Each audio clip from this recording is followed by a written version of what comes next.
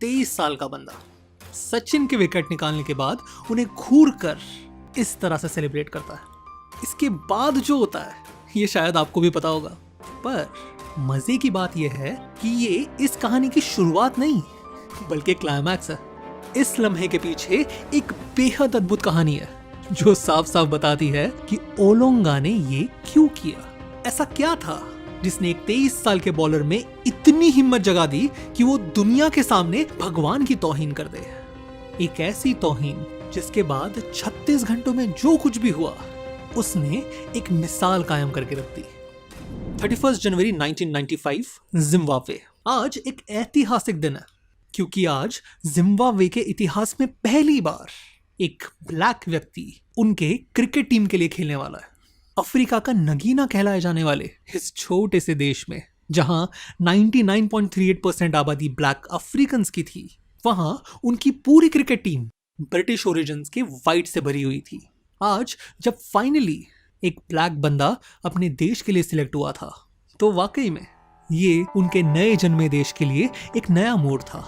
उस पर बंदा था सिर्फ 18 साल का, सामने पाकिस्तान यानी रीनिंग वर्ल्ड चैंपियन। तो लाजमी है पूरी देश की आंखें इस मैच पे लगी हुई थी और मैच शुरू होते ही उसने अपनी पहली ओवर में एक विकेट ले ली और उसके बाद इंजर्ड होकर बीच मैच में बाहर निकल लिया। जिम्बाब्वे ने फिर पाकिस्तान को हराकर अपनी पहली टेस्ट जीत दर्ज की, जिसके बाद उस नौजवान पे थ्रोइंग के चार्जेस लगा दिए गए और वो अंतरराष्ट्रीय क्रिकेट से बैन हो गया। ये था हेनरी ओलोंगा। मैल्कम मार्शल और एलन डॉलन को देखकर बड़ा हुआ ये 18 साल का नौजवान जो सिर्फ प्योर पेस में विश्वास रखता था, जिसे जिम्बाब्वे का पोस्टर बॉय कहा जा रहा था। उसे जल्द से जल्द अपनी एक्शन करेक्ट करके रीवैल्यूएशन करने के लिए कहा गया, पर ये जिम्बाब्वे में नहीं होना था। उसे अपने देश के बाहर किसी प्रीमियर बॉलिंग इंस्टीट्यूट में जाकर ये करना पड़ता। ऑप्शन थे तो अनेक, उस पर अपने बोर्ड की फाइनेंशियल बैकिंग, वो जो चाहिए वो देश चूज कर सकता था, पर उसने चूज किया इंडिया, स्पेसिफिकली चेन्नई का MRF पेस फाउंडेशन, जो उस समय ऑस्ट्रेलियन लेजेंड डेनिस लिली के नेतृत्व में दुनिया भर में मशहूर हो चुका था। यहाँ उस 18 साल के बंदे ने एक पूरा साल बिताया, दिन में अपने हुनर, अपने एक्शन, अपने पेस को सुधारता और रात में चेन्नई की गलियों में मजे करता। ऐसी गलियां जहां उस समय एक ही नाम गुंजा करता था,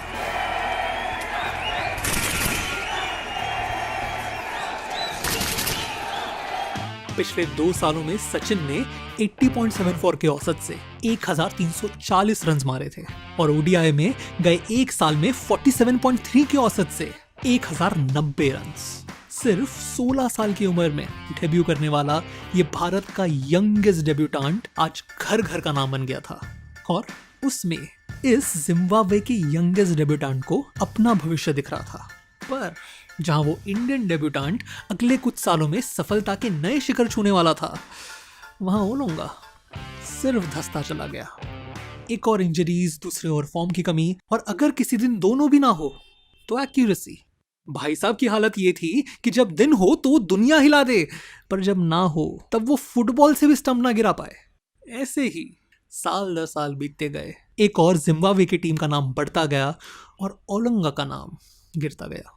और फिर ऐसे माहौल में आया सितंबर 1998, इंडिया का जिम्बाब्वे टूर, या ये कहे सचिन का जिम्बाब्वे टूर, क्योंकि ये साल इंडियन टीम को तो छोड़ो, पहले सचिन को संभालो वाली स्टोरी बनकर रह गई थी भाई। ऑस्ट्रेलिया के खिलाफ 2 सेंचुरीज, फिर एक के बाद एक 3 मल्टीनेशन टूर्नामेंट्स के फाइनल में सेंचुरीज। कुल मिला के इस साल में उन्होंने 60 सेंचुरीज और 12,000 ओडीआई रन ऑलरेडी मार दिए थे। और फिर इस सीरीज के आखिरी ओडीआई में आया 8वां। इंडिया ओडीआई सीरीज तो जीत गई थी, अब सिर्फ एक टेस्ट बाकी था, पर अब भी जिम्बाब्वे के पास सचिन का कोई जवाब नहीं था। ऐसे में जिम्बाब्वे टीम के सिलेक्टर ने फोन लगाया इंजरी से बाहर बैठे ओलोंगा को। मैसेज सिंपल था, सचिन से निपटने के लिए उनके पेस की जरूरत है, और ओलोंगा इंजर्ड होने के बावजूद मान गए। ग्रॉइन का मसल पुल और सोर बैक लिए जब ओलोंगा मैदान में उतरे तब किसी को उनसे कुछ खास उम्मीदें नहीं थी, खास करके तब जब पहली इनिंग में उनकी पूरी टीम 181 फॉर 8 पे कोलैप्स कर गई।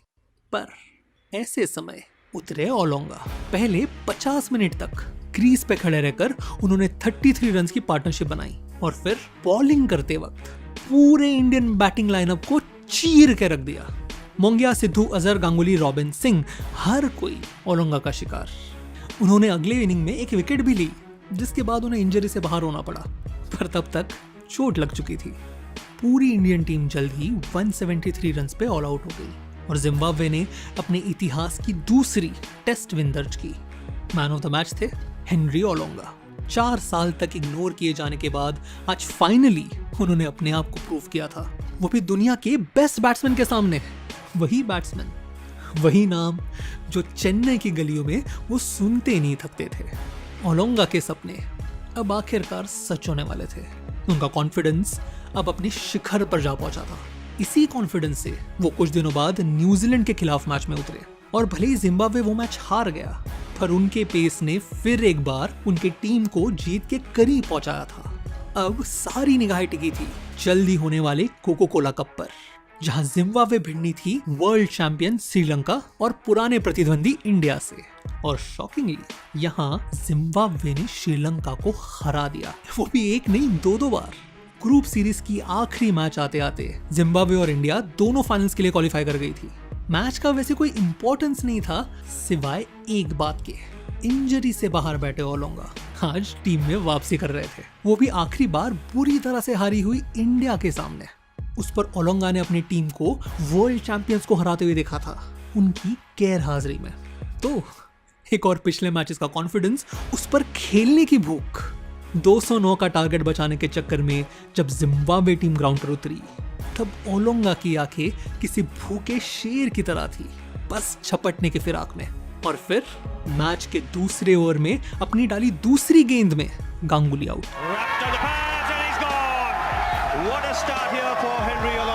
अगली ओवर में द्रविड़ घर को रवाना और फिर तीसरी ओवर की तीसरी बॉल पर ओलोंगा खुशी मनाने ही वाला था कि अंपायर ने डिक्लेयर कर दिया नो बॉल। बड़ा शिकार हाथ में लगते लगते निकल गया था और रिस्पांस में ओलोंगा ने डाला एक शॉर्ट बॉल।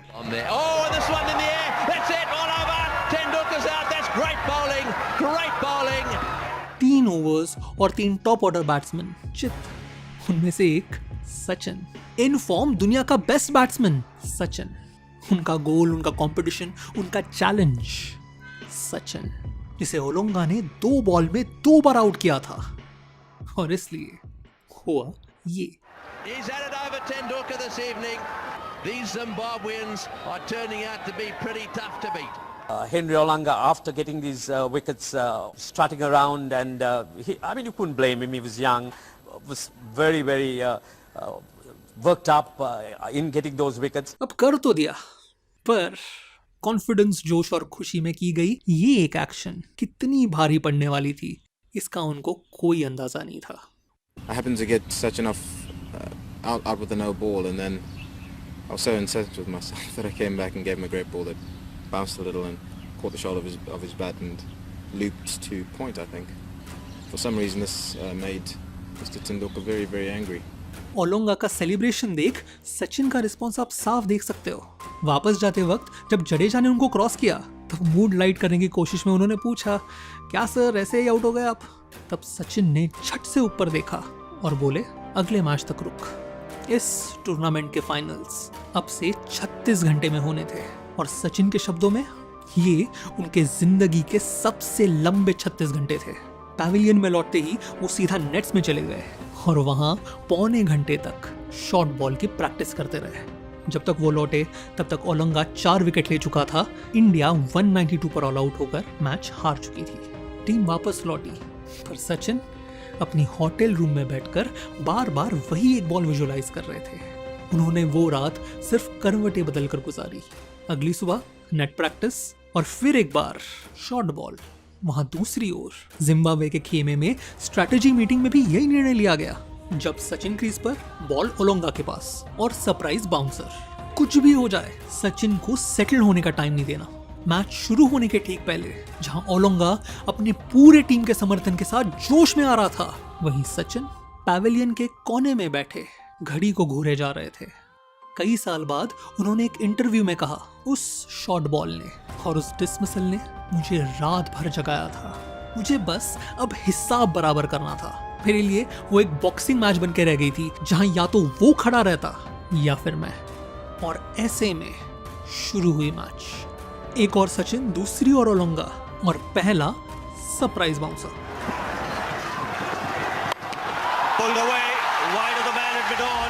वो कहता है ना, शांत इंसान को जब गुस्सा आता है। सचिन ने फिर ओलोंगा के साथ जो कुछ भी किया वो किसी कत्ल से कम नहीं था। वादा था बॉक्सिंग मैच का, पर सचिन मानो जंग लड़ने उतरे थे। शॉट के बाद शॉट, शॉट के बाद शॉट, मानो हर बॉल स्टेडियम के बाहर मारने की फिराक में।